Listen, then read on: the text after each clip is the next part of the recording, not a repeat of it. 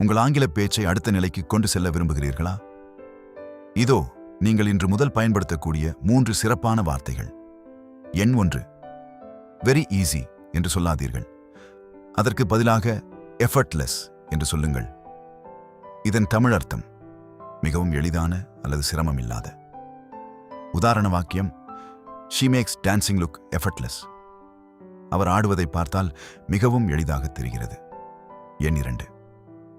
Very brave என்று சொல்வதை நிறுத்துங்கள்.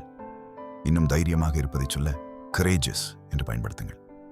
இதன் தமிழ் அர்த்தம் துணிச்சலான அல்லது தைரியமான. உதாரண வாக்கியம்: The firefighter was very courageous during the rescue. மீட்பு பணியின் போது அந்த தீயணைப்பு வீரர் மிகவும் துணிச்சலாக செயல்பட்டார். எண் 3.